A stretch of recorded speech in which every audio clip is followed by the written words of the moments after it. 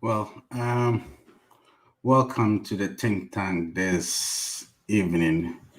Today we're going to discuss a little bit about natural resources management in Ghana, how Ghana is managing its natural resources, issues about galamsey, issues about human resources, and I think the mismanagement of them or the misplacement of priorities that is giving us problems right now, and what the problems are now, what the problems are going to be in future, and if there are any ways that we can put in place to try to stop all these distractions of our natural resources. For this topic, I will kind of invite everyone that is watching now is a resource person now. I'll invite everybody to join in the conversation. And if you're happy to come on live and discuss with us, you are welcome to do so. I'm going to have a resource person. Maybe I have a promise of having a resource person maybe in about an hour's time, and we will share more light on this situation. But before then, I have some, I think about a 14 to 15 minutes video for you to watch about um, a little um, broadcasting job that Joy FM or Joy News did about this. This was done in like 2020, and I want you to take a look at it and see what the situation is, and then we can pick up the discussion right after that video. So if you want to give me a moment, today I'm going to be producing my own show. So just bear with me a little, and um, we will take it from there. Share audio.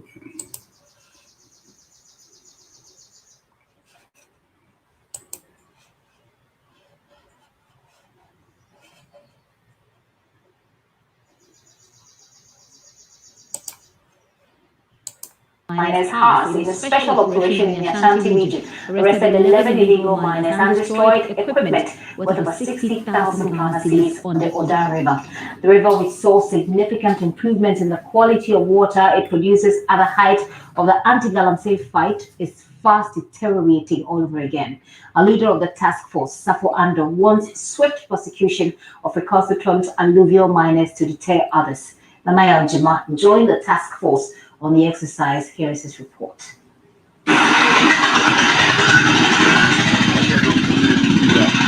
Mountain of dredging equipment, known as champagne, has become common in desperate search for gold by miners.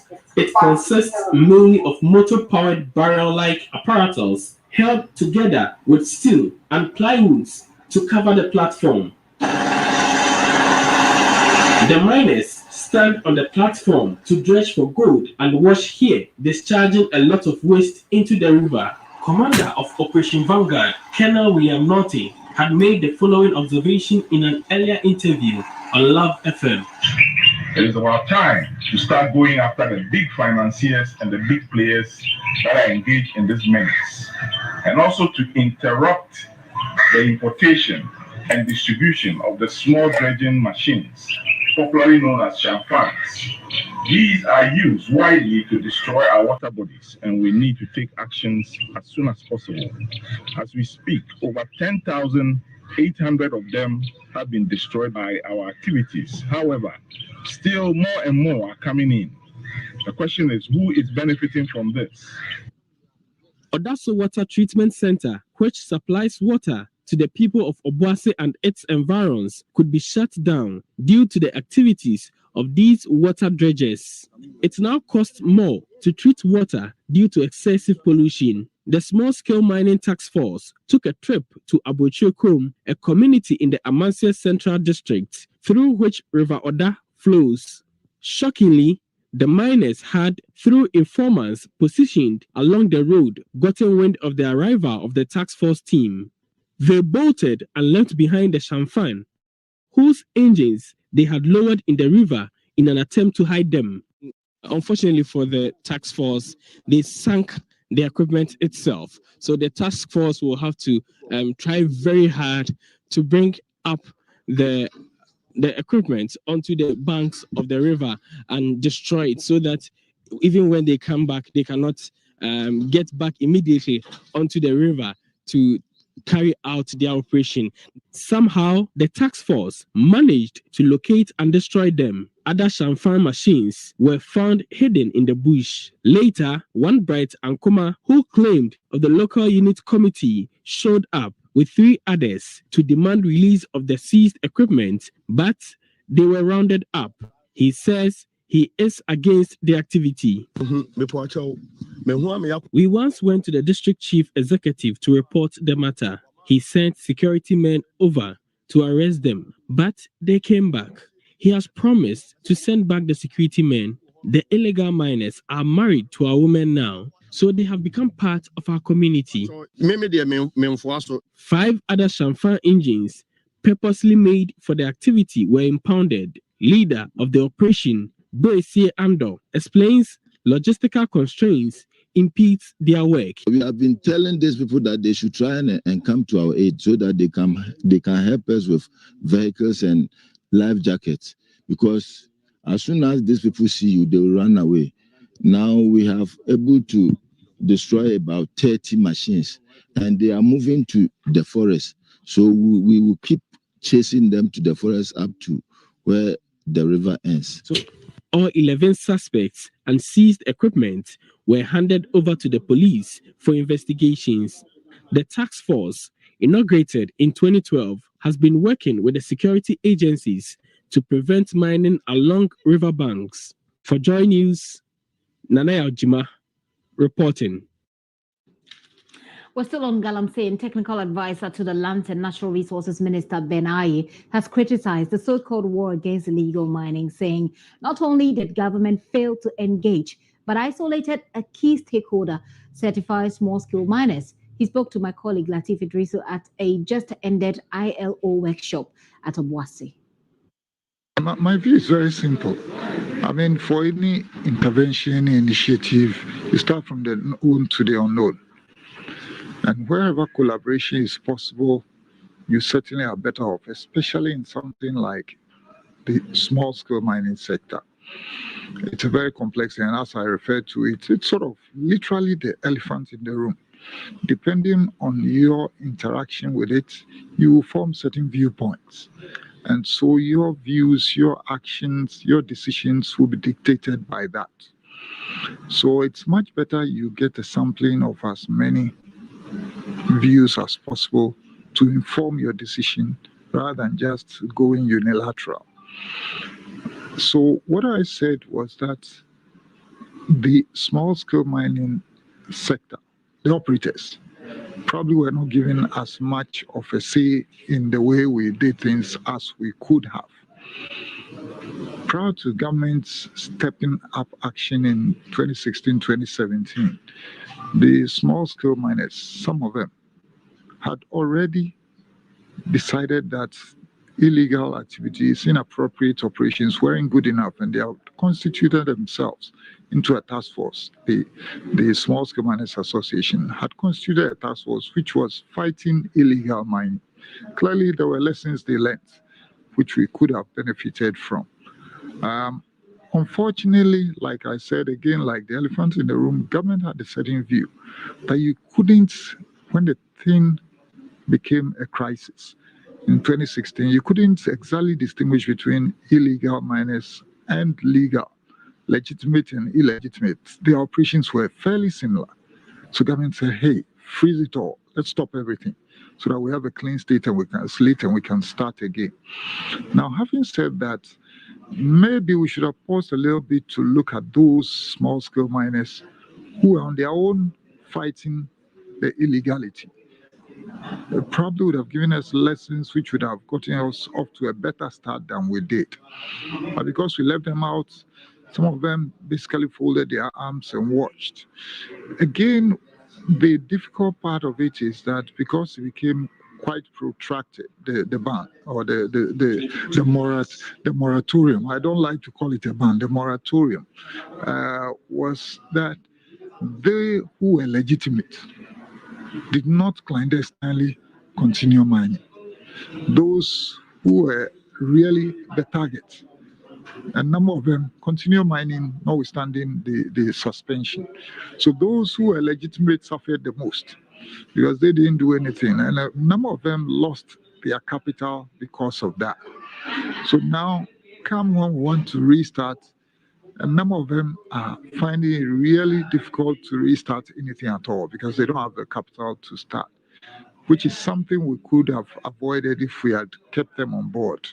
Again, if the period had been shorter than it was, then it's possible that then one would have brought them along, and then they will be there to do what I call the demonstration effect. And it's very effective in the informal sector, where people observe their colleagues, their peers doing well. They want to follow in their footsteps.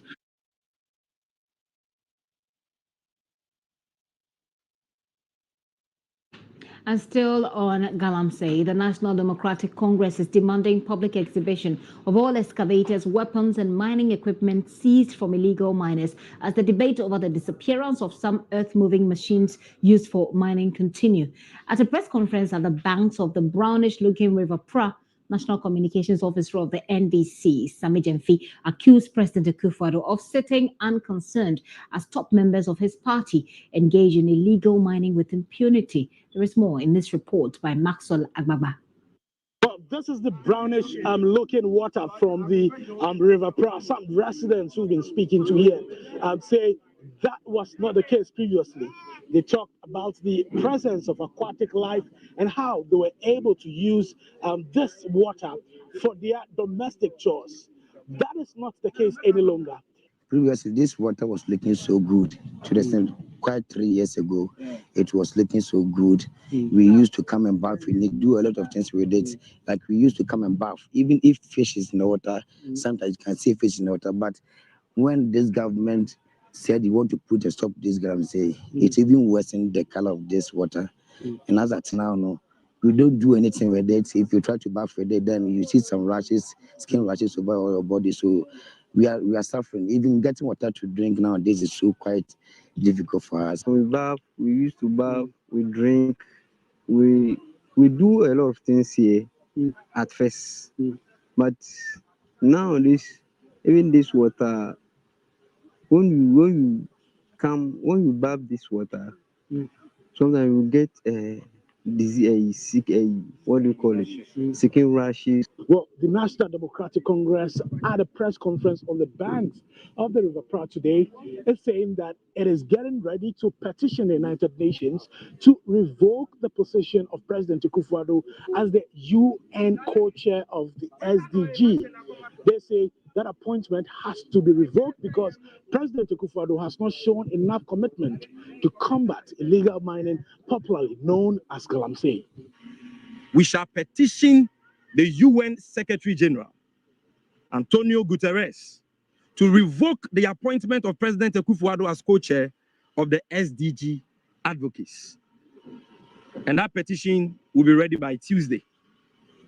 Because clearly, President Akufo-Addo has failed to show genuine commitment to the fight against illegal mining and the protection of our environment in his own backyard. His corrupt government has become an active enabler and promoter of Galamsey and the destruction of the environment in a way that affronts the Sustainable Development Goals of the United Nations. He is a bad example, not worthy for emulation. He has proven to be unfit for the prestigious position of co-chair of the UN SDGs advocates, for which reason he must be removed without delay. We will not call on him to resign because we know that as for President Akufo-Addo, the word resignation does not exist in his dictionary.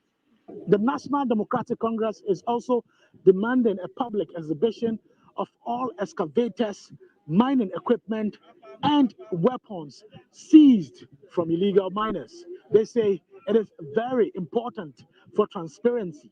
Here, those of you who may not understand what an excavator is, we are talking about caterpillar. Maybe that will help you understand that a total of 2,779 weapons and ammunition have been seized from illegal miners, and 4,045 other mining equipment confiscated from illegal miners have also been seized. We are demanding that government accounts for all these seized items, and also, in the spirit of transparency and to the benefit of Ghanaians, hold a public exhibition of these seized items. The party says it is aware of a petition that will soon get to the special prosecutor to investigate members of the incumbent government who are neck deep and complicit in the illegal mining business. The NDC says it fully supports that petition. We are aware that the special prosecutor will soon be petitioned to investigate the latest revelations of thievery and corruption that have characterized the Akufo-Addo's fraudulent Galamsey fight. The NDC wholeheartedly supports that petition and wish to call on the special prosecutor, Mr. ABK Amidu, to act swiftly this time around. His lackadaisical attitude on the Anas Galamsey fraud documentary has not helped, because we know that Anas petitioned his office about a year ago.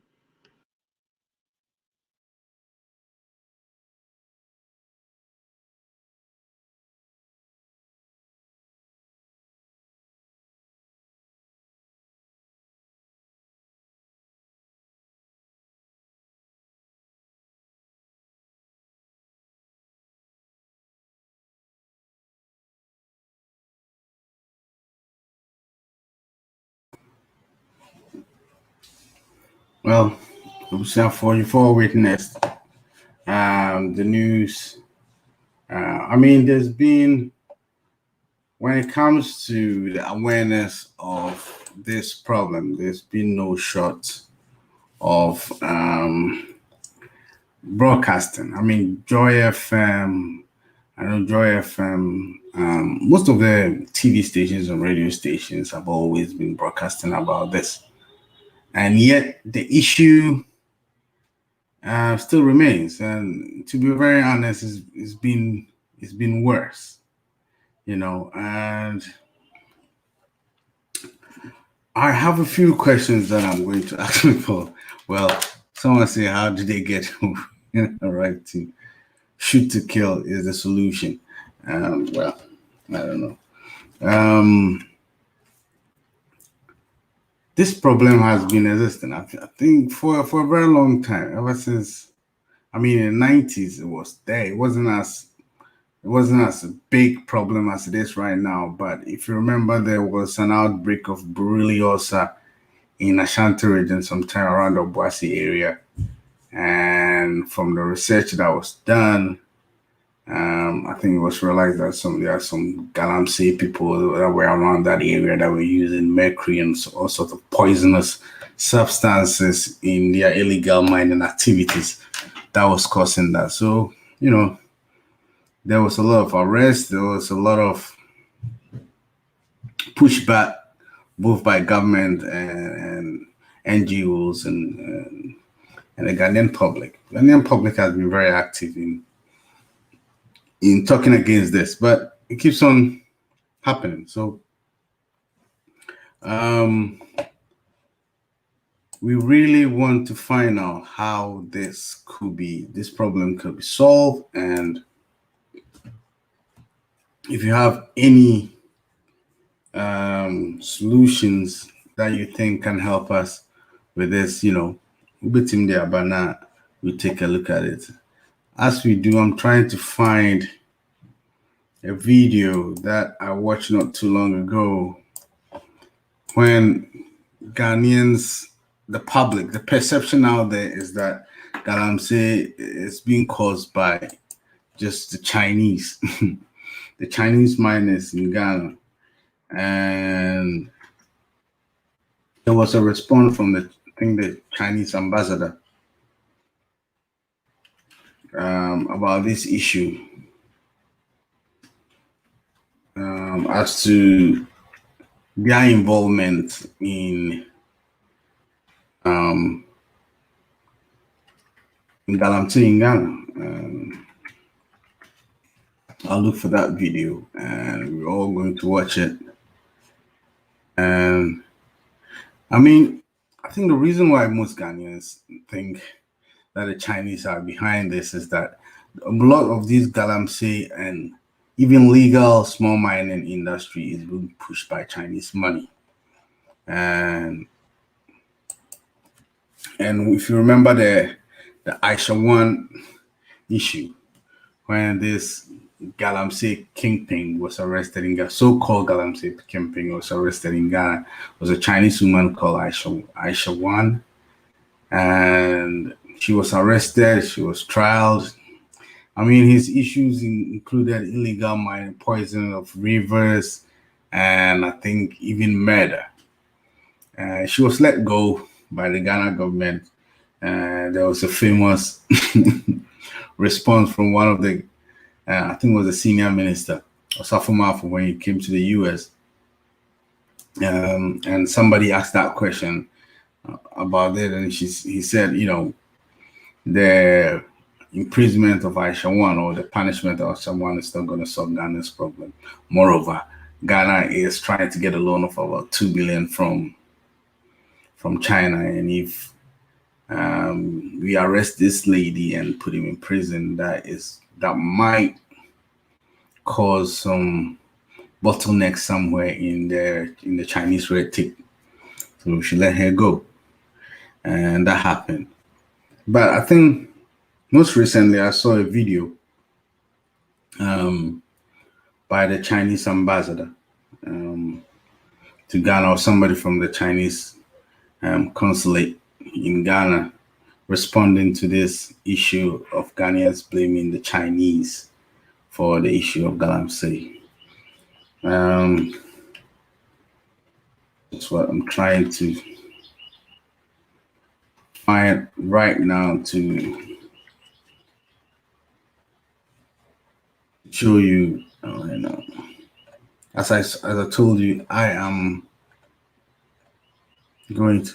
I mean, let me show you a short one by. How many years have you been in Ghana? By Kofi TV, and I'll look for that video somewhere along the line and show it to you.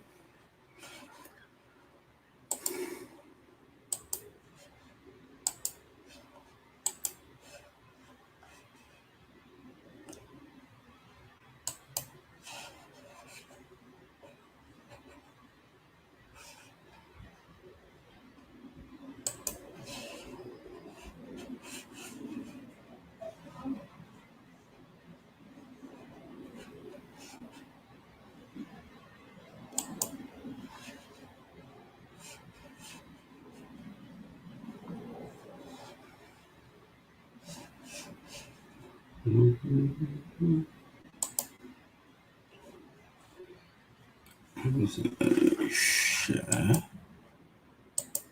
the screen.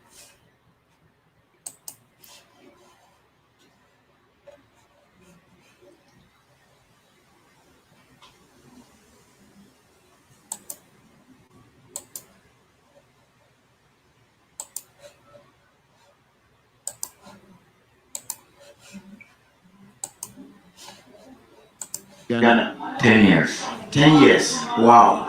How do you see the country? Oh, it's a beautiful country. I like it here. Seems like my second hometown. Oh, okay. Yeah. Your second hometown. You love Ghana. Yeah. But second, there is this issue of Chinese and Galamsey. What do you know? Is that really the case? No, really, the Chinese don't have any Galamsey because Ghana, he no longer is fortunate to Galamsey. But it's Ghanaian people, he can do small scale mining. But he don't have money. But he need our Chinese people, technical engineer and system, is in machine. And the Ghanaian people interest for Chinese people coming together partner and do is small scale mining. That's where I do that. We rent machine for Ghanaian people and together partner I do for mining. That means no one can blame the Chinese. If someone is to be blamed, is the Ghanaian. Chinese, single Chinese people no can do any mining for Ghana. Because Chinese people, he doesn't know where is it, half gold, where half is land. If your house, you don't know me, how can you enter your house? That is the partner here.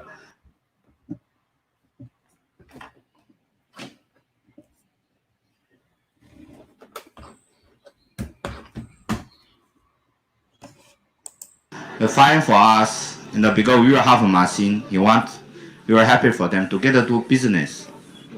So how do you feel when you hear let's sack the Chinese from Ghana, they are spoiling our water? How do you feel?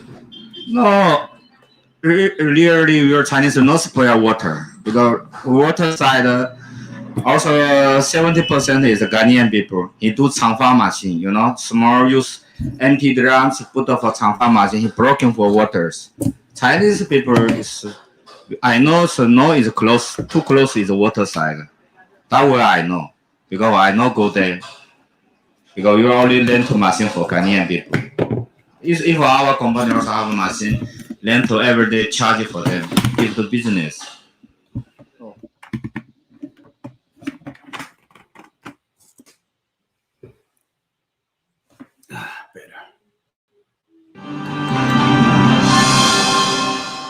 Joy News has discovered over 30 fully armed military personnel protecting miners pillaging the Manso Forest in the Ashanti region. This is despite the government's announced withdrawal of all military personnel from mining sites across the country. Erastus Asaridonko reports there was a standoff between the military personnel protecting the miners and the Environmental Sustainability Task Force of the Ministry of the Environment, to the extent that the Joy News team covering the operations of the task force was attacked and had its vehicle and camera damaged.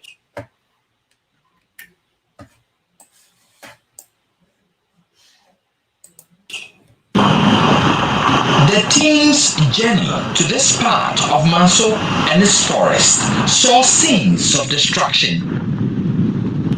Abandoned pits and mining settlements dot the road leading into the remaining part of the forest. After dodging water-filled, dangerous open pits, we arrived at this mining settlement deep within the forest enclave. 7 Chinese nationals were quickly located and arrested. Leader of the team conducted a search room by room. There were indications of military presence. From what we are seeing here, it looks like there are some military men involved in this whole activity in this forest.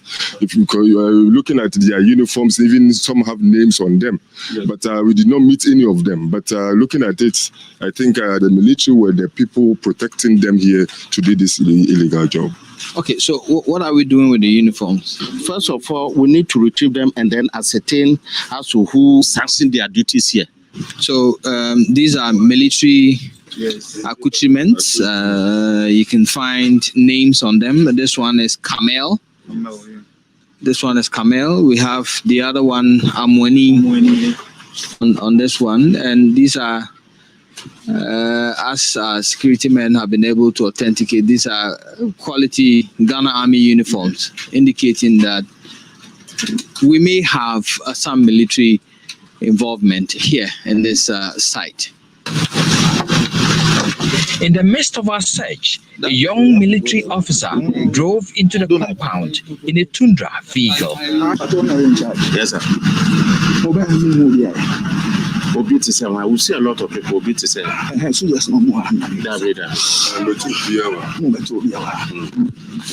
He started making some calls to his superiors. I will do the staff sergeant, sir. We are here at this thing, Tontokrom. They hold duties, and there are some policemen and media be here. Within the next 30 minutes, the whole place was crawling with over 30 angry armed military men. Anger turned into heated verbal exchanges and near fisticuffs.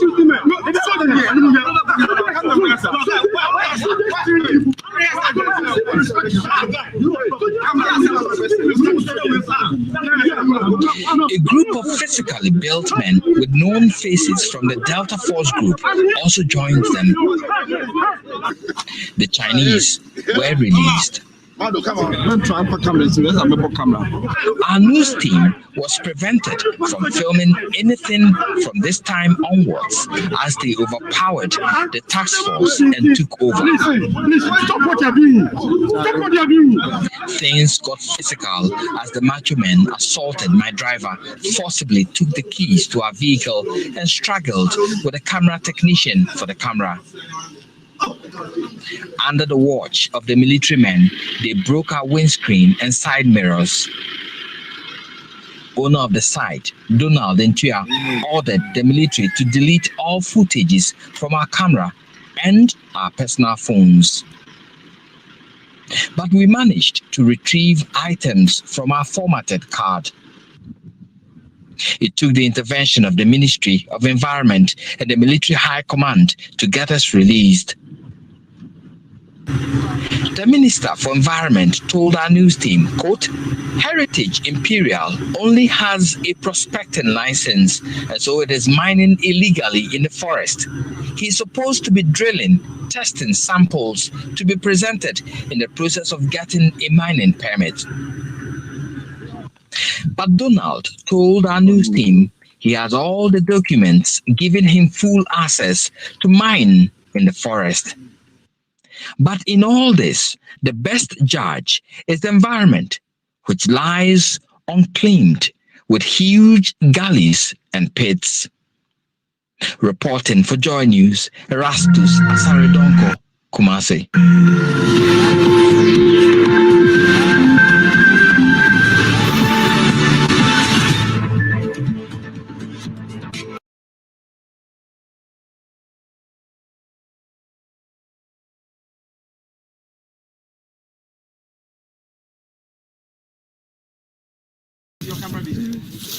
See, those of see. Make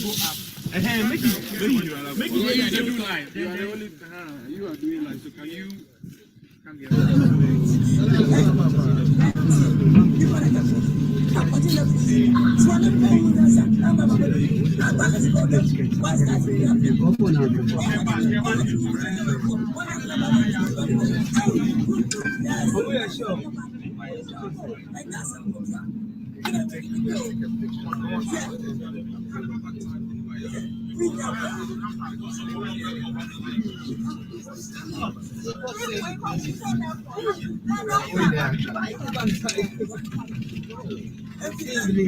So now we are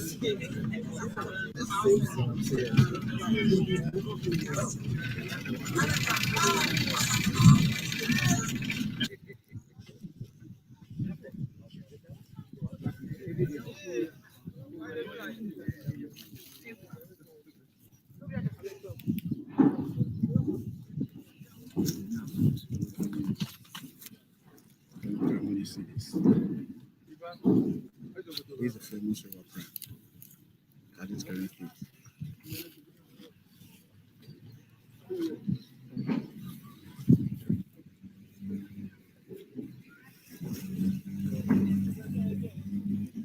That's it. I think you're all what you need to figure out.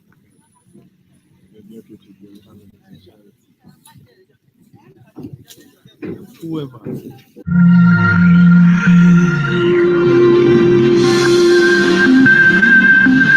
Team of armed military and police personnel to the Tabusiri Forest Enclave close to Biase.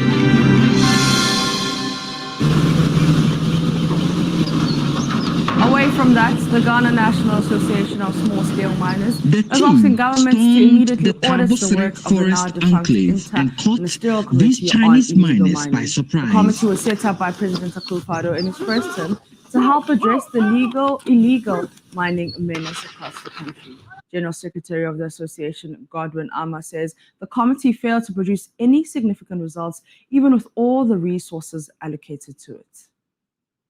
The establishment of the Interministerial Committee on Illegal Mining was greeted with confidence, particularly by players in the mining sector. It was described by some as panacea to the illegal mining menace, which was wreaking havoc to the environment. Under the supervision of the former Minister of Environment, Science, Technology and Innovation, Professor Frimpong Boateng, the committee immediately got to work by purchasing drones and training pilots to fly same to monitor the activities of illegal miners. The committee also established mining committees at the local level and a joint security task force, among others. At the initial stages of the campaign against illegal mining, it appeared the committee was winning the war against Galamsey. The confidence of the public in the body, however, began to wane when reports about missing, seized excavators made headlines, coupled with the many allegations of corruption against key officials of the committee who were alleged to have sold some of the seized excavators. The committee came under heavy public criticism,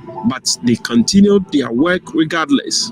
The call for a non-partisan dialogue, according to the association, will be no different from what the Lands Ministry did back in 2017. For us to have another, I think we have all. We've had a lot of engagement, even within the interministerial. You saw the national engagement that we had. So the next stage is, how do we implement this properly? We have everything. The issue is with the implementation and enforcement of the laws regarding, illegal mining. And so for us, the dialogue should not look at the whole issue. The dialogue should be channeled into how best do we implement this. You understand? Not to sit again and say, what do we do? Do we need Galamsey to be there or not? Already from 89, we had the promulgation of the small-scale mining law that came in. And then now we have the Act as amended, the 2006 Act, which is amended and is 20. It spells how it should be done. You understand? So I don't think we need to do that, because you look at formalization, you are looking at the legal framework, compliance to the legal framework, organization of the companies and how they follow their processes and technology. We have all now. What we need to do is to ensure that the enforcement of the laws and doing the implementation. But the Association of Small-Scale Miners, that was hardest hit during the fight against illegal mining, wants more than just dissolution of the committee. The time that they started this fight, the media was solidly behind.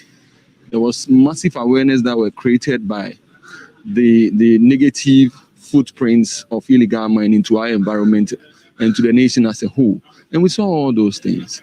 But once you dissolve it, then at least we should know why. Even why were they not able to achieve what was expected as a committee in terms of illegal mining with all the resources that were given to them? Already the association has come up with its own conclusion that they didn't achieve the targets, the expectations, why the MSIM was set up. Based on what? What we all wanted to see is the minimization of illegal mining and the restoration of our water bodies.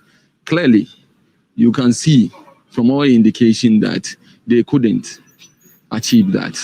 The rivers are more polluted, and then you see people living mining in the forest reserves than before. So that is why per our assessment, we've looked at it and evaluated, and we realized that the evaluation that we've done in terms of looking at all the country, you realize we can give them 4 out of 10 in terms of their performance. But even before the call for audit materializes, leader of the task force established by the Interministerial Committee on Illegal Mining says leadership of the committee must be blamed for the failed war against the menace.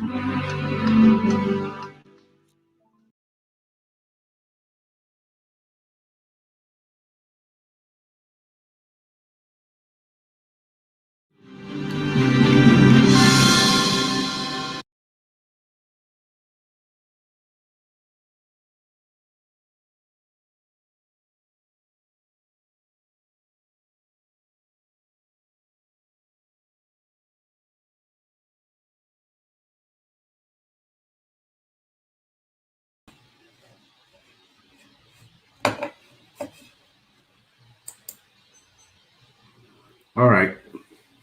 So before I realize that, as for the issue, it's there. The problems that Galamsey is causing non-stop for about six years right now or more. I don't know. The government look powerless. The independent agencies and authorities and the NGOs all look powerless, whilst the natural resources is being destroyed, and it seems like we are powerless and nobody can do anything about it.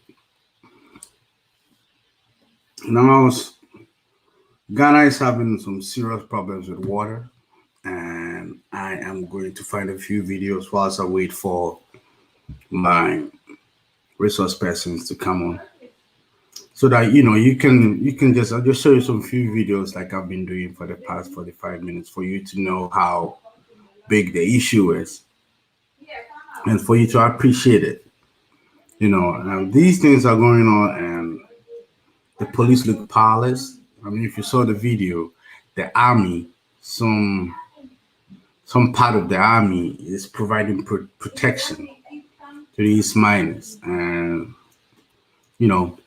these miners are armed miners. They have guns, and when they look as if they have backing from people that are powerful in Ghana and that can, set them free whenever they get into trouble. But assembly, I said, in so say, our forest reserves are being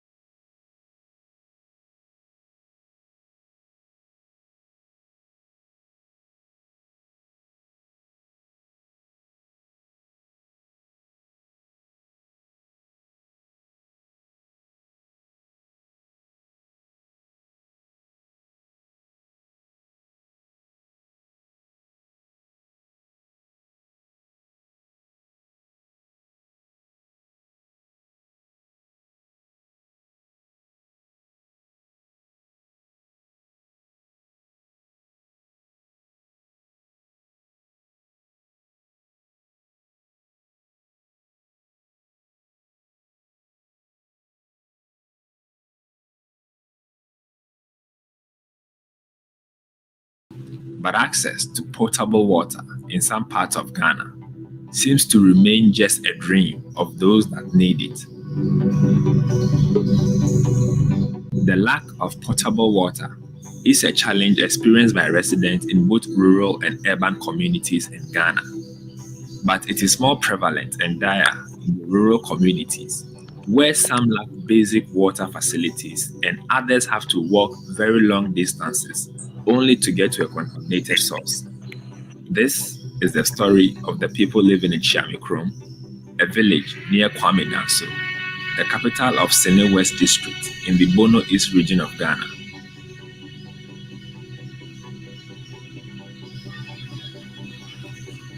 They have to share their already contaminated pond water with animals. On our day of visit, we did see a number of sheep drinking from the pond and even crocodiles in it. There are so many diseases caused by contaminated water: cholera, dysentery, bilharzia, trachoma, and many others. This goes a long way to affect the health, educational, and economic well-being of the people in the community. My name is Honorable Frank Kumane. I'm an assembly member for Chiamikrom, Sene West District. This happened to be our only source of water. It's the water we use to drink, ladies wash from, we use to what we use for building and other construction things. So we are pleading on behalf of the NGO or the source we are coming from to come on our aid. We have about 7,000 population in this community. And this happens to be our only source of water we drink from.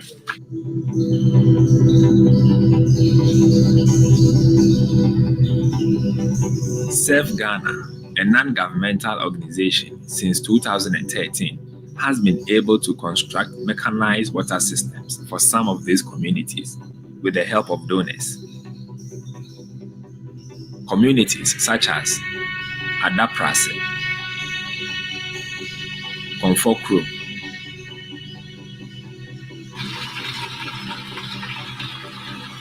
At first, we were traveling from a distance before we can get the water.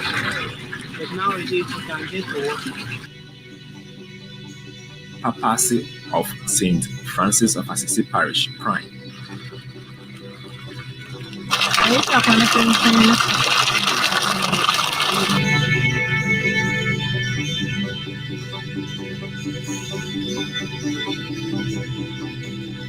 I'm Reverend Father Lawrence Kojedu of the Catholic Diocese of Techiman. Now we are in the communities of Komfu, Adaprase, and Papasi, where through the help of agents like Self Ghana Inc., we have been able to construct 2 mechanized boreholes for these communities. Currently, we are in front of the punch site where the water was drilled, and we are in front of the control room where we have the booster machine on pumping water to a distance of 8 kilometers from here. It has been done in such a way that as soon as the water is full, the 30,000 liters of water, the pump cuts and is able to distribute the water for their consumption. In fact, we have to come to this place to drill the water because it's very difficult to get water inside the 3 communities. Even the little water you may get is hard water, and you can't get them during the dry season. So we have to come here to get a very good water for them.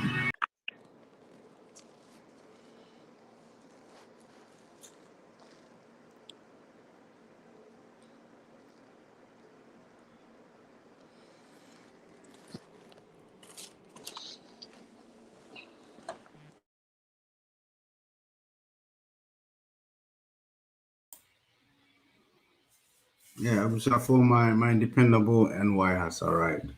And I also sorry about it. So I think the discussion will go on. Like I said in the beginning, I mean, my market videos now, you have a little idea about what the topic are. I mean, resources in general, but we will try and dive deep into the Galamsey, which is a big problem right now. But I mean, if you have any questions or solutions or suggestions about how Ghana should manage the resources, I would say you can bring it up and we can discuss. Nalaya, if you're ready, you're on. Yeah, thank you, Kwame. Thanks to our viewers and listeners out there. Well, really, thank you very much. Look, as if I invited you on a very short notice, but yet you still made time for me today. You know, let's just start. You know, first of all, I mean, I know every Ghanaian has, but what do you think when they say Galamsey? What's your thought about it? Yeah, Kwame. You see, the Galamsey issue for me is a symptom of an underlying problem, right? Mm-hmm. The underlying problem. I'm trying to turn my camera on, but I think. Is the rotate on? Yeah, I'm trying to rotate it, but I'm having some difficulties doing that. But yeah, so let's go on as I figure this out. So it's a symptom of something, an underlying problem, right? And until we resolve that underlying problem, it appears this will be a long battle because it's a battle for both economic survival, right? Mm-hmm. And so at some point, it gets a little bit tricky because, and especially given the nature of our land tenure system. When I say land tenure system, in Ghana, lands are owned by individuals and clans. Mm-hmm. They are not necessarily owned by government unless government designated as maybe a forest reserve or some, government acquired it in the past and it's keeping it for some, ecological reasons. But for the most part, these lands are owned by chiefs, clans, individuals.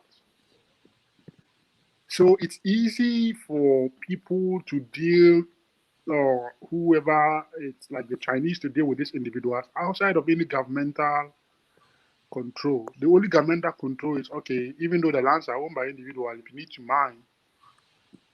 need to mine and destroy the environment the way you are doing, you have to come for some prospecting licenses to be able to do that.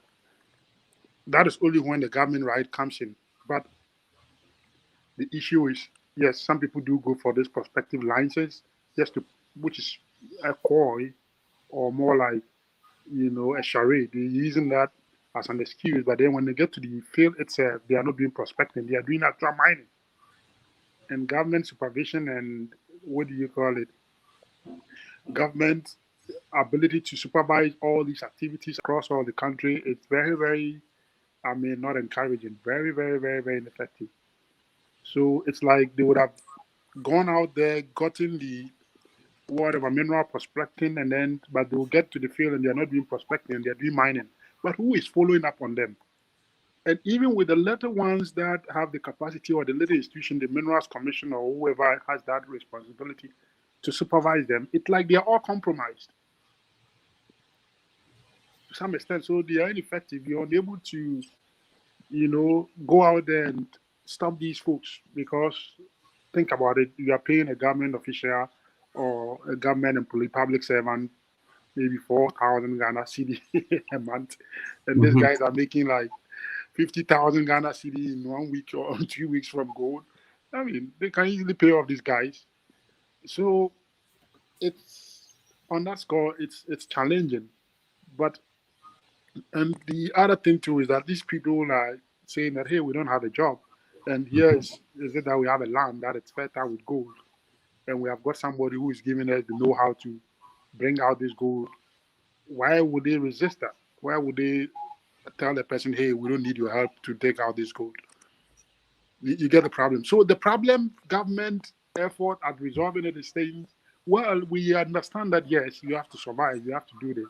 But what we are saying is that continue to do your mining, but do it in a more responsible way, in a way that, does not cause problems for other people that depend on the environment.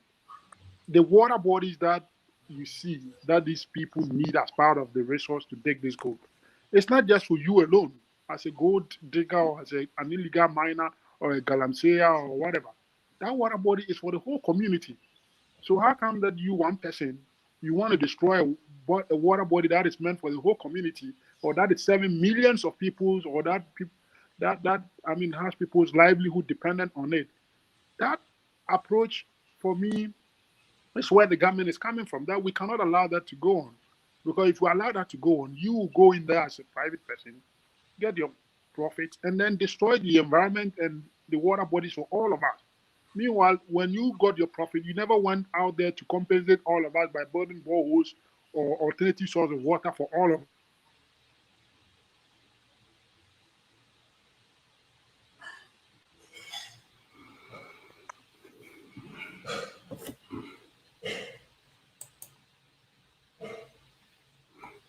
Yeah.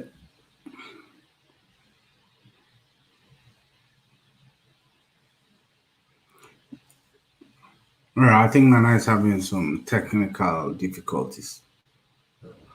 But Asebro, this galamsey, like I said initially, it's been there for a long time. Ghana has been mining for, about 400 years now. So mining is nothing new to Ghanaians. I mean, we've been mining, especially gold, the gold and diamond for a very long time. And the issue of Galamsey, I think as far back as 1989, became a problem. So it's been a lingering problem for a very long time. Problem no, I checked from 89. If you had a baby at in 89, that baby we are approaching 30 now, 30 plus now. So after 30 years, we've still not found a solution to this.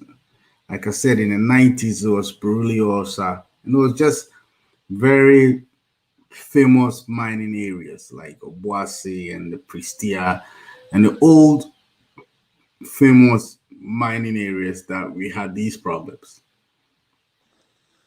Yeah, But sorry, yeah.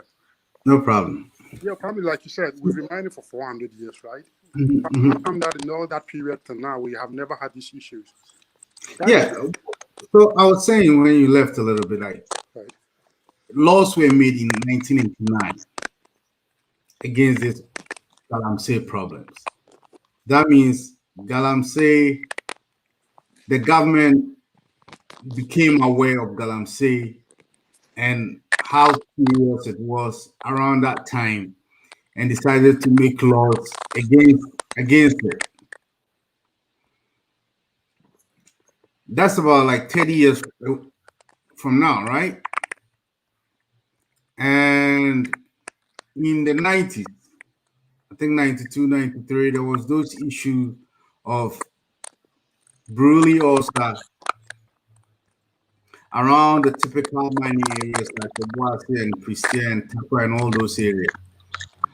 And investigation showed that it was just illegal mining using mercury and poisoning the water. That's why villages and towns around that area were getting OSA from that. And that, the government fought against it quite successfully and was quiet till somewhere mid-2000s, it came back again. So the problem has been there for at least 30 years. So are we saying that we as a people or the government of Ghana, the entity of the government of Ghana, has not found any solution? I think you're muted, Nana. For any solution for the past 30 years. We've not found a solution. If you started 89 and, once a while, I think almost every 4 or 5 years, it pops its ugly head. And now it's like a wild west right now. Everybody's doing it. Don't you think, like, after 30 years, the government should have found a solution to it? Kwame, yes, I mean, in those periods, the technology that is being used now to get this gold out and the kind of surface mining that they're doing, it's not, in those periods, think about it, when Obuasi Gold Field used to be there, they used to have some of this problem, but it took them a very long time, right? So the incentive structure has changed because now there's easy access to that instrument that enables you to dig the soil, which is the, what do you call it, the earth moving equipment, the caterpillars or whatever. All of a sudden, your audio is very poor. Oh, really? All of a sudden, yeah. I see, but I'm on mic. Okay. Is it okay now? I think let's work with this. It's a little scratchy, but yeah, I was saying that. I mean, can you hear me? Yeah, can hear you, but it's very scratchy. One second.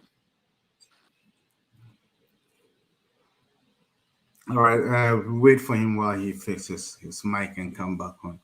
This is a very, very, very awesome topic that I think we should come back to it again because I'll have to find another time for us to treat this topic again because it is very important and especially around. I hope it's okay. Yeah, I've been having some technical issues, but I hope this is fine. Yeah, let's work with this right now. Mhm. Okay.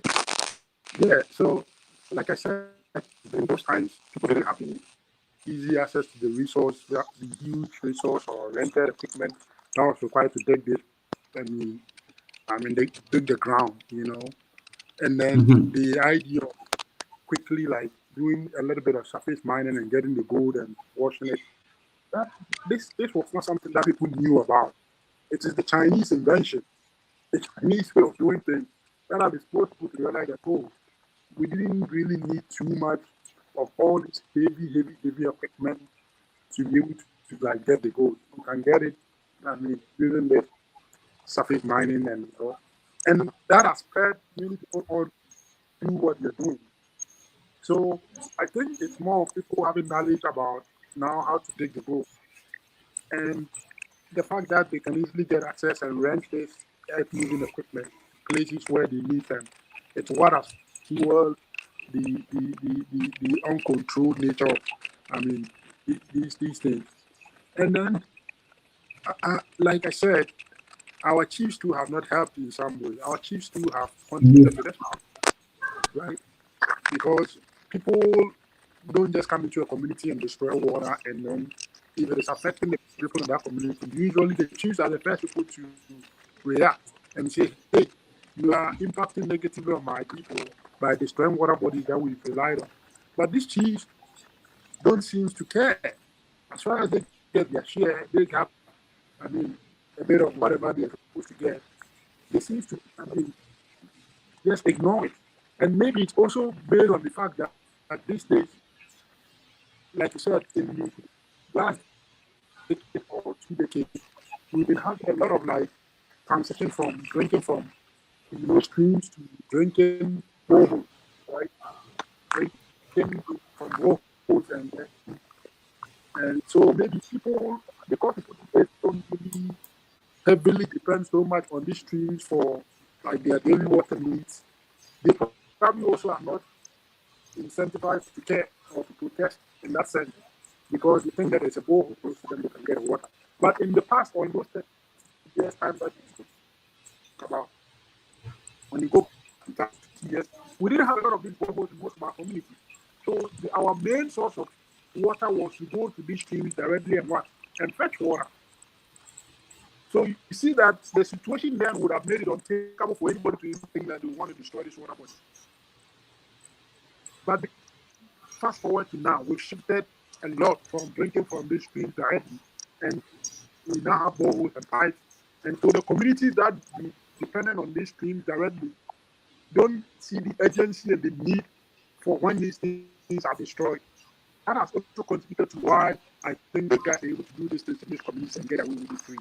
And now we have to convince them to understand that the water bodies are not just serving that sole purpose of you drinking from it like you used to benefit from it in the past.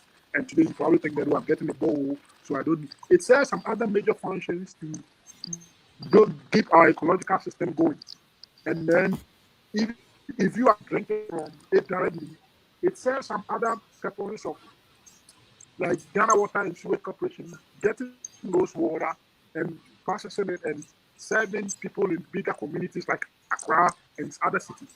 Maybe in your time you might not have, a Ghana Water and Sewage, pipelines that are giving you water because you are relying on the borehole system. So that conversation for people in these communities to realize that, hey, the fact that you don't directly depend on the water now does not mean that you have to ignore it when it's being polluted. It's a hard one to convince people to realize because they are not seeing it impacting them directly. And now we need to be able to educate them and let them know that, hey, it's impacting us long term. It's going to impact all of us. Even the borehole that you're drinking from, at some point it might dry up. And this water bodies, if they dry up and water don't run like we are seeing, we have to have a way for the community to know that, hey, it impacts them. And they need to help us, fight it.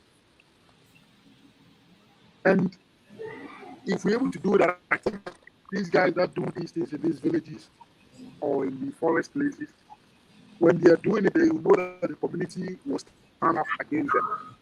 And that can, more or less, even create some fear for them to go in there and pollute this water. And the chief too will not be inclined quickly to give in, just take some money and ignore the problem, because he knows that the community will come after him or her, and therefore he will be mindful about giving sectors and letting people pollute the water.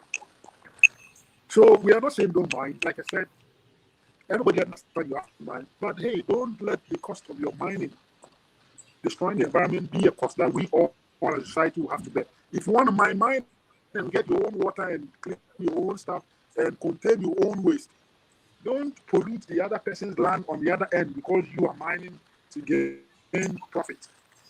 In economics, we call that externality. When we say externality, what we're saying is that it's a negative externality. Your activity is impacting negatively on some external body, some other external person. And therefore, if you're not compensating that external body, you are more or less reducing their welfare, right? And unless you compensate them for their welfare, you cannot be doing that. In that case, you have to internalize the cost. Or internalize the cost. If you are destroying the environment, you have to add that as part of your cost of operation and refix that environment and bring it up to speed to where that environment was before you went into that activity, or improve it beyond that point. If you internalize that cost and it's added as part of your cost of operation, you realize that maybe the profit that you're getting is not, too much economic profit that that. But these folks are not internalizing this cost. They are not adding the cost of destroying the environment and bringing it up to speed to a very 15 level or beyond the 15 level. Because they are not internalizing this cost, they are thinking that there is so much profit element from there, and they're leaving the cost behind for you and my or the government to come and clean up after they are met. That, for me, it's the greediness about this whole process. It's the unpatriotic nature of the people who are involved in this whole exercise.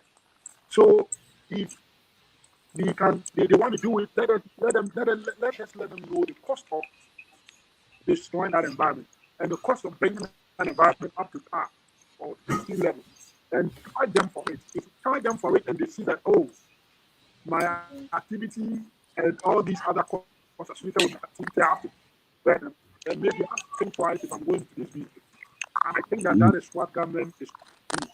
But I think that all right. Government is coming to right, Nana. I mean, let me cut you off this way. I mean, Galamsey, the noise in your mic is pretty. I'm on mute, so. I mean, in the first half of the program was pretty good. So anyway, Galamsey itself, I mean, the definition of the Galamsey itself is illegal mining, isn't it? It's illegal. So whether you acquire the land through a chief or through some individual, or whether it's your own land that you're mining on, you're still doing an illegal activity. And with all these machines and all these machines that are cheap right now for any individual to buy it and start mining and just muddy in the water, they all come through the port. They are not manufactured in Ghana. So are we supposed to try and convince? I mean, if you're doing Galamsey, the illegal miner, you're a criminal, aren't you? So are we now trying to sweet talk them to just stop, or or just beg them to stop? Because first of all, when it comes to patriotism, these people, the only country and the only God they worship is money. So if you are trying to appeal to their conscience, I don't think that's going to work. So don't you think that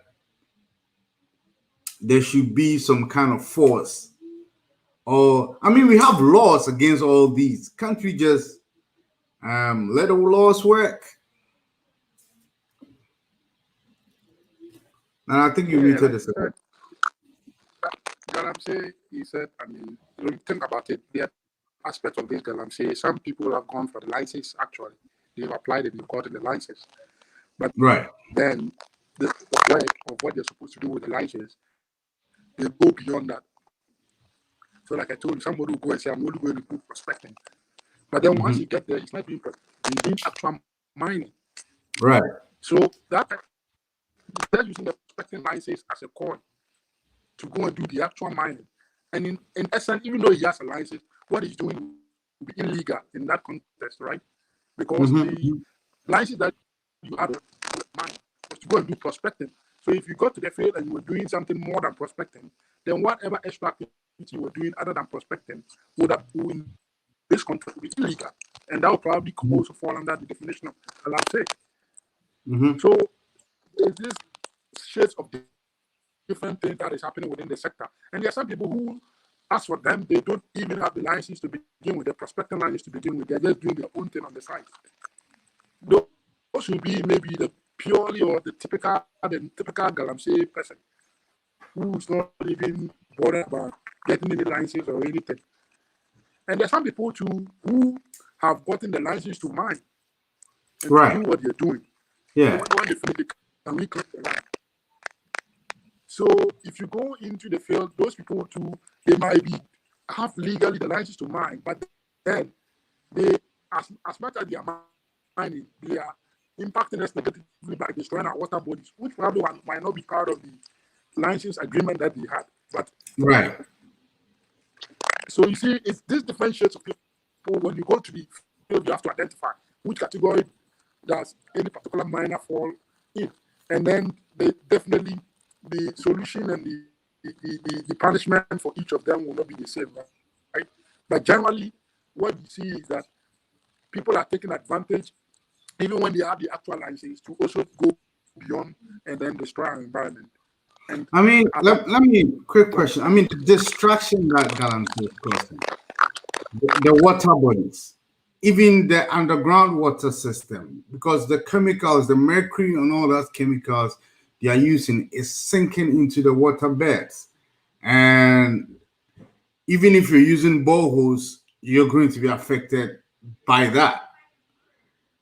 The killing of the ecosystem in these rivers is, I mean, rivers are, that feeds the whole ecosystem. So when you're killing the fish, when you're killing the fauna, you are causing a more bigger problem than just drinking water. Because, I mean, water bodies provide us with, I mean, the oxygen we breathe and the carbon dioxide that is being taken from our atmosphere, about 70% of them is done by the water bodies. It's not by the forest that, as we learned when we were kids. The water bodies does more work in our atmosphere than the forest. And if you're destroying the water bodies, you are consequently destroying the forest, actually, because it's the waters that feeds the forest. So they're doing more damage than they can ever get any benefit from. So don't you think that this whole Galamsey thing should be banned? Like, they shouldn't even give them licenses to do anything of this sort. Should be banned for at least 20 years for us to recover and put policies in place before we can give those licenses again. What do you think about that? Kwame, that is a radical approach. I mean, if that was to happen for me, I would be here and say, okay, I like it that way. But think about it. The government cannot just without the basis of any law, right? Government, you also have to act within the constraints of law. Because, I mean, we are talking about private properties here, we are talking about rules and regulations here, we are talking about the laws of Ghana. On what basis would you go and, stop somebody who has acquired a license and is operating on the terms of the license? Unless the person violates the license, then you can take it away and say, okay, I have some business to take away, or to, what do you call it, revoke your license. So you have to work on the basis of law. Otherwise, the person will take you to the court and say that, hey, government acted illegally, I have my license to operate, I'm doing the right thing, I haven't revoked anything, and government has stopped my business, it's costing me money, government will have to compensate me. If government... What about state of emergency? If the government the government declares a state of emergency, because this is an emergency situation, you know. Government will have to think through strategy properly. Think about it. These are not just Ghanaian investors. You might have given this to foreign investors and other people who might be doing the right thing, and then you go and impose what do you call it? A blanket policy that affects everybody. Meanwhile, it might not be everybody that is doing the wrong thing. You get what I'm trying to say? So I think that a one-fit-all solution for everybody will be unfair to some. But maybe from my perspective, that will help us to stem these who is legal, who is not legal, and then just put a break and then reassess the situation. But the question is, the big guys that have the licenses and are doing the right thing, would that be fair to them? Do we have a compensating mechanism for them? Will we stop everybody and we try to reevaluate this? And we will pay their workers, pay their machinery, pay, you know, for how much income they are going to lose in that within that period. If we are going to do all that, then this solution will not come with all the legal, you know, consequences of somebody taking it to court and saying, hey, you made me lose money, you have to pay me back.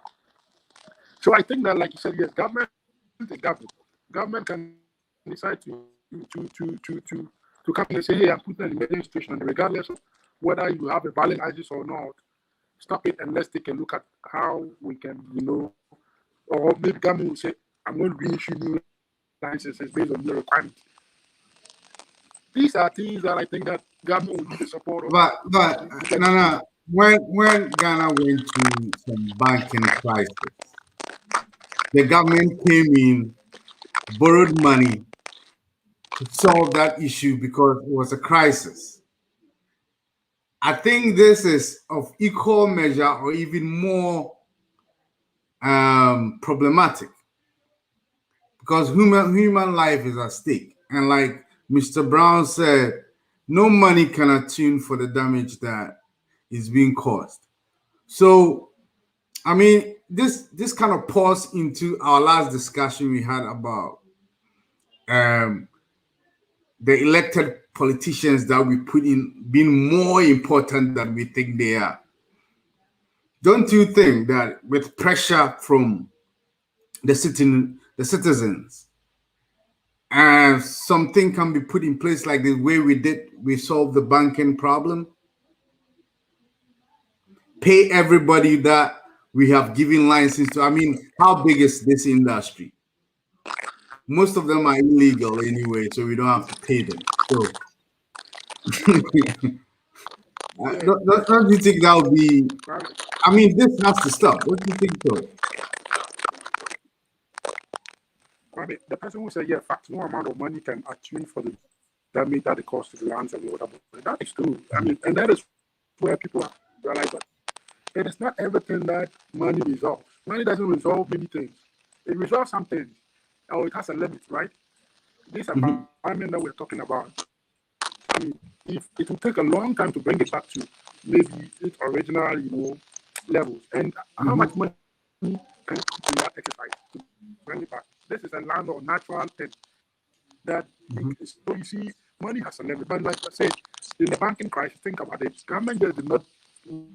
When government was doing that, it had a plan in place. It had money in place to absorb any losses to people action. I mean, it wasn't by their fault that their monies were locked up. Yeah, but he borrowed that money for it. So can't you just borrow another money for this one?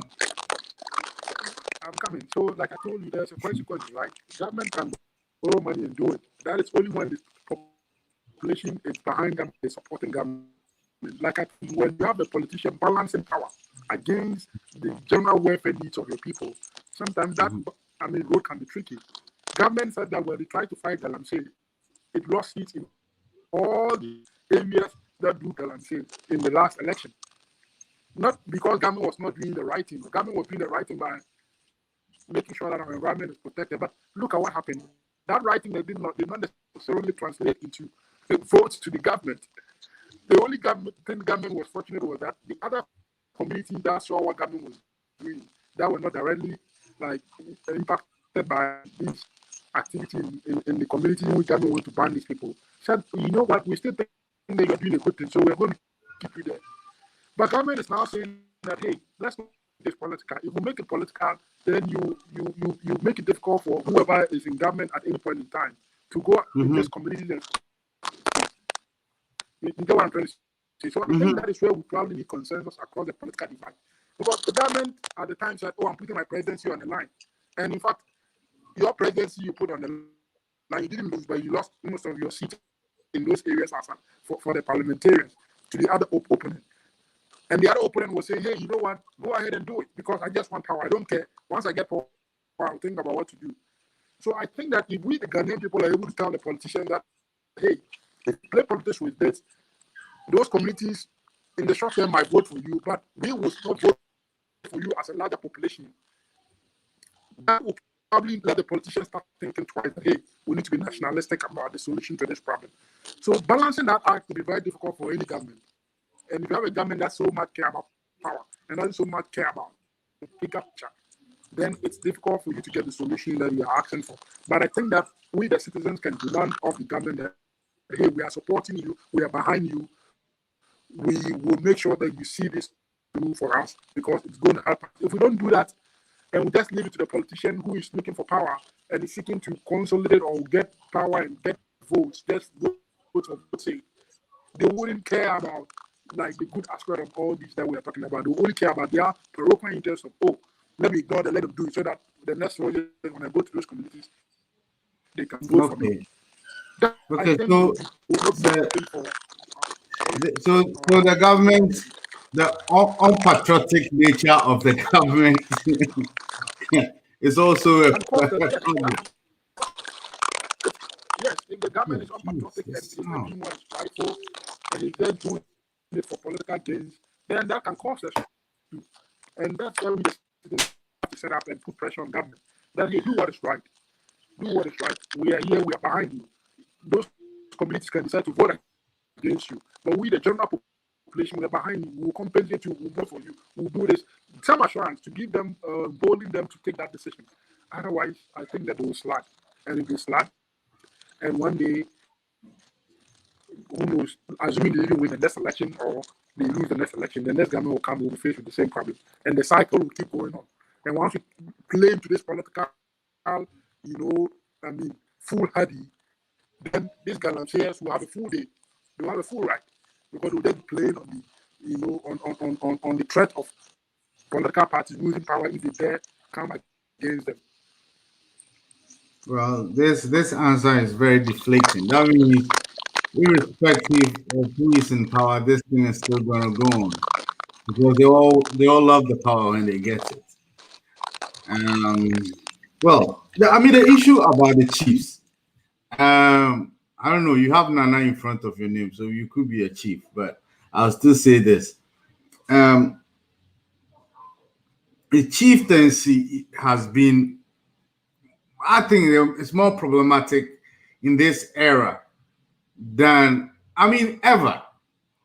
When you talk of slavery, major role was them. And now Galamsey, every Galamsey issue that have been up has been linked more to a chief than to anybody else. So are the chiefs above the law? Can chiefs be arrested for stuff like this? Because it's illegal. They can be arrested, of course. But I fully believe that one of the reason why this democracy is becoming difficult for us is because of our chiefs. Because everybody has become so much self-centered that they no longer stand for the community or the next generation. They only care about their individualistic life, family, and what they will do to prosper now. And for me, as a chief, that is not how you behave. As a chief, even if it will make you go hungry, to go poor, to be somebody who is poorer for it, and then the larger community will benefit. That is what the chief, your actions should always be aimed at the larger community, beyond your generation, the next generation. You are leaving systems or things in place that would ensure that that generation is not compromised in any way.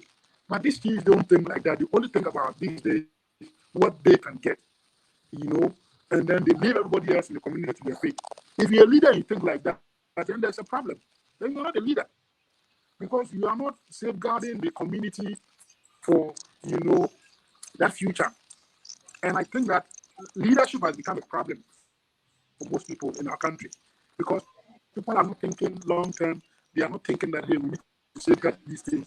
Even though I'm angry today, I'm poor today, even though I wish I had all the money that would come in my way by way of being a chief and by way of these people incentivizing me with, I need to stand my ground and say that, hey, regardless of the money, there's a bigger thing that I need to save the environment, my people.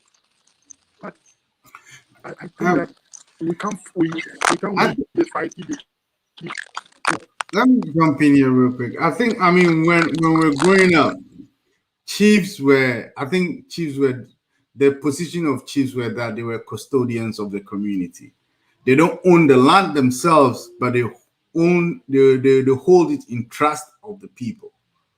So, as I say, no, Henedia, Obusia, and I say, Chronodia, but only never so. Just hold it in, hold it for them, in trust for them. But at this moment, I think first, Crown, if they want to, people that were being, they have to capture people to make them chiefs because of the responsibility of a chief. But now, if you go home right now, chiefs are like mini presidents. I mean, mini dictators.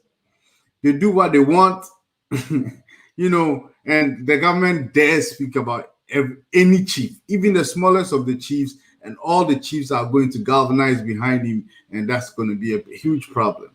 So I think issues of chieftaincy, there's one day we have to find a time and discuss that, whether they are still relevant now, because they are becoming more of a nuisance than they used to be. I think the old chiefs these chiefs are not repping the old chiefs. These are just different animals altogether. Anyway, that aside, so from what we've discussed so far, I don't see any light at the end of the tunnel. How are we going to stop this? Can we stop it, first of all? If government wants to stop, government can do anything except somebody said change the woman into a man. Even these days, they can change the man into a woman, right? Because of technology and transgender issues, they can do it. So government can do anything if it wants to do it. So they can stop it, but the cost will be so huge. It will take a lot of effort. It will take a lot of supervision. It will take a lot of resources. And think about it. And he might even use political power. Pardon? And you said he might even lose political power after doing that. Look, there's a lot of cost to it. There's a lot of resources. And think about it. You need this. You don't only. You are not in government only to solve one problem. Only to solve a Galamsey problem. There are eating problems that confront you as a government. You have to allocate resources across the board to deal with all these competing problems. So government is not just there trying to solve one problem, Galamsey problem, and whenever he gets money, he's going there. No, there are other things that are going on around. So how do you balance your time? How do you balance your resources among these competing interests? And that is where sometimes if the government is balancing this act and you are in government, you'll be looking at where you think will balance the act that makes it profitable for you to, get the next votes right, get the people out there to vote for you. If we, the people, don't support government and let them know that, hey, fight this problem for us, and it will be part of our incentive to vote you, and we'll make it look like, okay, if you go fight it, we don't care if the people vote against you and we just watch you. No government will be incentivized to do the fighting because the cost to them will be so huge that they will ignore that, that fight. So I think that, in as much as power is good, power it's not an end in itself. You use power to achieve a good end. And one of the good ends is that we need our water bodies to be clean. We need our water companies to be able to generate water, clean water, and serve our, urban towns. And if the urban people don't get this clean water, you, the government, think about it. They will also revolt against you. So you have people revolting against you. People in the urban center and people in the villages who, you are trying to stop from this Galamsey. And I believe that those in the urban center are huge. They are more than those in the villages. So government balancing that, I will urge government that, hey, go and stop it in the villages, go and stop it in those communities. And think about it, the people who are helping our people do this are foreigners. So what have we got to lose if you're able to calm down the foreigners and take the power of their, resource ability and stop them? If you're able to stop them, our Ghanaian folks don't really have that resources to that extent. They will be handicapped. So I think that, yes, government can be wise about doing the fight in terms of fighting it from the foreigners who are giving these resources and stopping them. And that will stop some of the resource flow to our local people who are relying on these foreigners to do this business. And at the same time, government should make a case that, hey, I'm doing this to save the urban folks, to save all of us from the environment. If you want to mine and you want to do this work, come to the proper channel. If government communicates it properly, even those in the villages will understand government, and even those in the Galamsey itself will appreciate the reasoning from government, and government will have a superior argument over them. And now we all have seen the negative effect. So it's easy now for you to bring the people of Ghana along with you, the government, because people can now see that our rivers are bad. They can now see that the Ghana water can pump the water the way they ought to do it. And so that pictorial, devastation that we see out there and be a rallying point for government to bring all the other parties together and deal with this. And anybody who tries to support what is going on now, the media naturally has come to also be on the side of all of us that, hey, we need to stop this. So I think there's goodwill for government, but then the issue is, if you're a government and you go in there, you don't go in there and fight it in a way that only protects your own people, your own party people. When they're doing it, they can do it. And then you go for people who are not your party people. It must be across the board, regardless of whether they are party people who are doing it or not. You must be fair and fair. And if people realize that you are only fighting it when it has to do with the other opponent and your party people are still engaged in it, then you are not going to get that good way. And people, the other political parties are going to come against you. So government has to fight it across the board without favor from any quarters. And that is why I think that the government is not careful. And if people are disappointed and it allows its own people to go into these activities, and then people can see examples of good, then you're going to lose the goodwill. I think that some of those goodwill that the government had initially has been wiped off because of some things like this. You get what I'm trying to say? Because of things like you go in there, cut a foreigner, and then you give them different treatment. If you do that, people will naturally withdraw their support for what you're doing because they will think that you're not being sincere, you're not being truthful, you're not being faithful, and you're using it for your own interest. And I think that the Ghanaian people don't want to see that. They want to see a genuine fight that cuts across the board. Yeah, I think that's true. I'm totally on your side when it comes to that. I think the government is really putting efforts into this, and it has been doing so for a long time. But look as if that the industry, the people in the industry are more crafty, and so the government is kind of overwhelmed. But I think the citizens support this. The support that this should be eradicated. I mean, they went to Joy FM, and I think what's my favorite FM station in Ghana? The one with Bernard Avlet. They've been there, they've done all the work, and they've put interviews from villagers, and everybody seems to be against their water. I don't think there's anybody in this world who prefer his water being polluted. I think that the sentiments are behind government to fight it, but it's just that I don't know whether it's I don't know how to put it. Whether the government has run out of ideas as to how to fight this. That's my point. All right, I'm getting it. Right. Yeah, that's mine. Yeah, I think it's time for them to go to bed. So by all means, they'll come. Yeah. So you mentioned Bernard Avlet. He's a city City, yes. City and Joy have done it.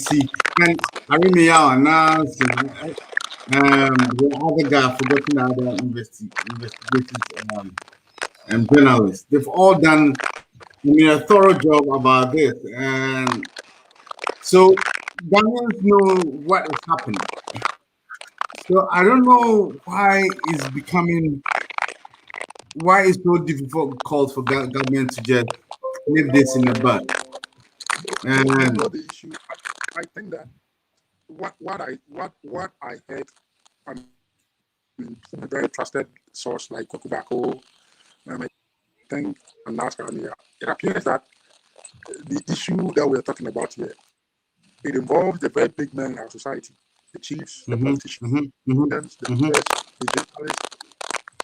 They are doing these things, because the folks that go into this community to do this mining, they don't have that resources to go and get those equipment to get in there.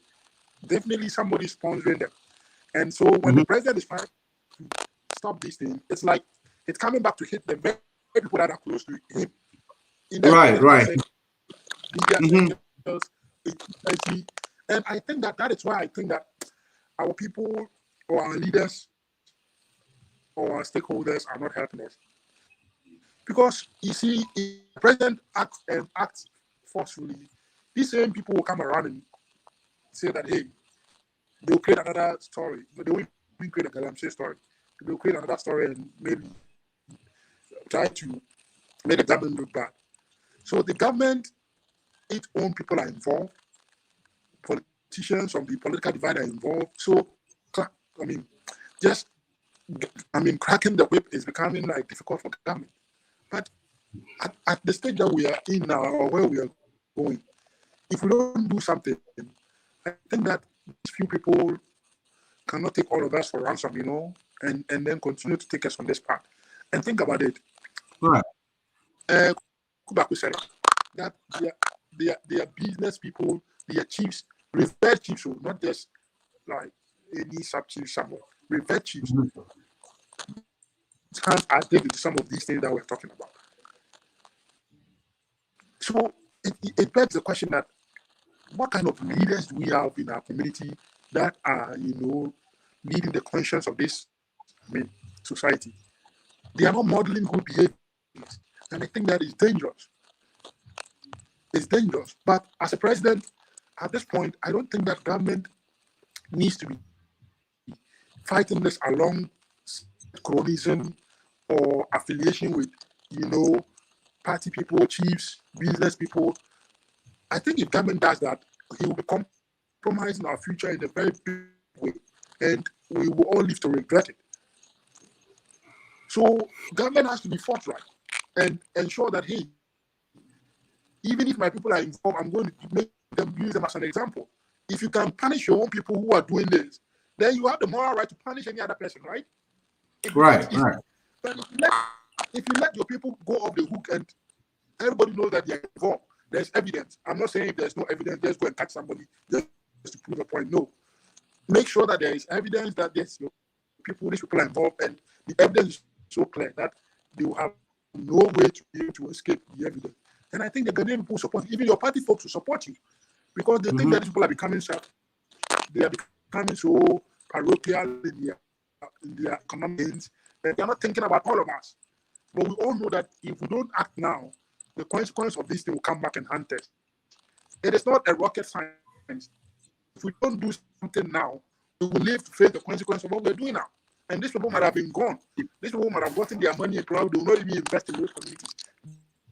They will go take the monies outside and invest, buy companies outside. And the people who are directly impacted will suffer the consequences for a long time to come. Most of the money pushing this illegal industry is Chinese money. And like the video I played initially, the Chinese said, well, they have the know-how to do alluvial mining and be efficient about it, and they've got the money and the machinery. They don't have licenses and they don't own lands and they don't know where the goals are. So if the Ghanaians approach them, they are going to bring the money and they are going to bring the know-how. So if you bring the money, they will do it. If you give them the chance, they'll do Yeah, it. so And like you said, since most of the money is coming from outside, most of the money they make will be going outside to pay for the money they borrowed. So I don't see any. you know what I've heard? I've heard that even when they go to these sites and they know that government people will come around, they employ their own bodyguards that arm them to protect them. And so when you go out there, I think that it's this. Yes, that is what it's so dangerous that they've employed armed people to protect these areas for them to do their illegal mining. So that if you're going out there and are not careful, and you just go as, you know, an ordinary security person and you're not careful, you fall victim to these people, you know. And so, what made me lose a little bit of hope was the vanguard. Those people were military people that were put together. And you know, the way we've revered our military, that's for them. If they go in there, they are so disciplined that nobody will use money to influence them. They'll be able to get this under control. But it appears, I mean, their efforts hit rock. I mean, funny enough, I just showed a documentary from few.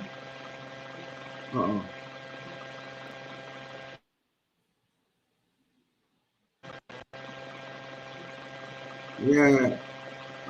Are you using a wireless mic?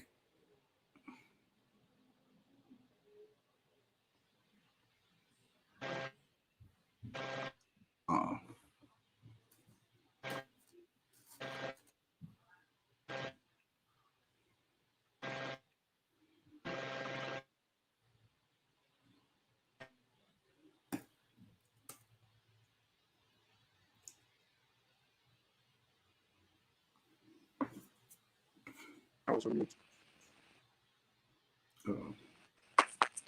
Bobby, you were saying something. Yeah. I think I lost my. I can hear you, Bobby. You can hear me now. I think I lost my trail of thought a little bit.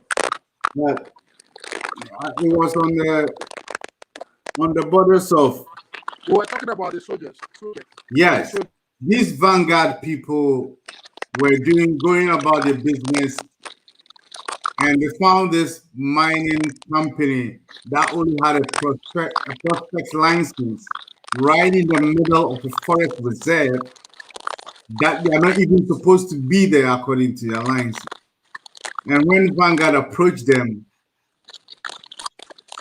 Ghana Army, people from Ghana Army, soldiers, were there protecting these miners and confronted the Vanguard armed soldiers. So, like, it goes to the point, like you said, that there are people that are very high in society that even have the power to move the army troops that are involved in this. And so, no matter the team that you put together, no matter how good and quick and efficient Vanguard is, but I don't think Vanguard is going to solve this problem. Kwame, if the military can go in and then they solve it, who else can go and stop these things? Nobody else. Kwame, if we are not careful, we'll run into the Boko Haram situation, right? We'll just sleep in and sit back and we cannot do anything. And that is dangerous. Because beyond mining, do you know what else they could do? And that's how it started the Sierra Leonean War, right? It was just mining, diamonds. Right. So if beyond mining, if you can control that at the mining level, tomorrow, do you know what else will move on to that you cannot control? What we're talking about is a serious matter. And I think that the better government acts to show that, yes, there's state power that can stop this, the better it will be for us. If we don't see the strength of the state acting to stop these things, and it gives a certain sense of appearance that, hey, people can do impunity and get away with it, and the state security apparatus cannot stop it. Kwame, that signal might not just be limited to mining. It will run into some other things else. So you don't need to start that signal, give that wrong signal that the state apparatus is cannot deal with this situation. We better deal with it so that anybody knowing that yes, the state is strong, it can protect itself against people who do not want to obey its laws. If we can show a strong state, then it will send signals to some other activities out there that the state can say that yes, I'm always prepared to protect this state in whatever form. So if anybody's trying me, then I'm sorry, you are trying the wrong state. But if we let this one slip, it will gender other things that will slip as well. And we don't want to get there. We don't want to get there. Yeah. All right. At this point, I think we're getting close to ending the segment. I think this is a topic that we have to visit again, just like the first one we did. And hopefully we will find time to do that. But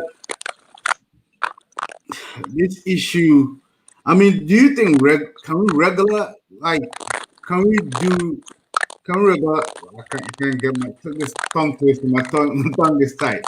Can we put policies in place to regularize this industry, this small mining industry? Is it possible to do that? Kwame, it's possible if we can regularize it, but you see, where these communities, this mining is taking place, the people need water. I think that is the big issue. Because they need water, the only source of water is they are not digging boreholes or whatever it is to use. They are rather dependent on the stream, free flow of water, because you need to wash this, debris downstream. And that is where I think, Kwame, now let me ask another question. And all our listeners and viewers and everyone listening to it. If these people were doing this mining and destroying even our environment and not destroying our water, would we have been concerned? I would think that yes, I'll still be concerned, because if you destroy the environment and you are not, doing afforestation or bringing back the forest to its original state or planting them, that would have still been a concern, right? So we must not look at the concern because our water bodies are being destroyed. That is one part of the argument. The other part of the argument is that if these folks want to do the mining, they must make sure that after they've destroyed that forest, they must replant these trees and ensure that they are keeping an eye on these trees for it to grow. They are not just doing it and leaving those, like, what do you call it, trenches and holes, and dugouts for people, or just leaving it like that on the field. They are leveling up the field, they are closing up these things, and they are planting behind them as they go. That is actually what should be happening. But we shouldn't just think that, if they stop and they are not destroying our water bodies, everything is fine. No, if they stop destroying the water body, they must do this other thing to bring the environment to its original state.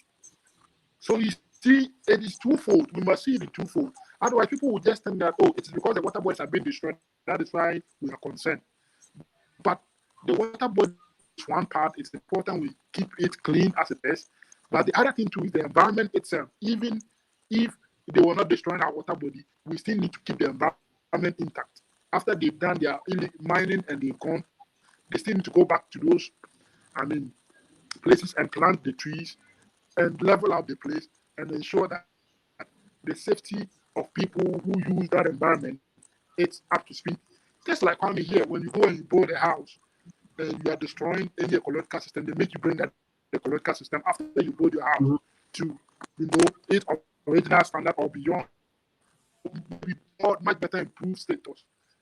That is what ought to be happening with all these mining communities. That's true. You can't just mine and destroy the environment and get away with it. Okay. I think at that juncture, we are just going to call it a day. Make time this Thursday to meet us. I think this time I'm going to try and post our topic before time so that our viewers and listeners will, have an idea of what we're going to talk about. So, on behalf of myself and Manaya Okari, Good night, folks. We'll meet you here next Thursday. Good night.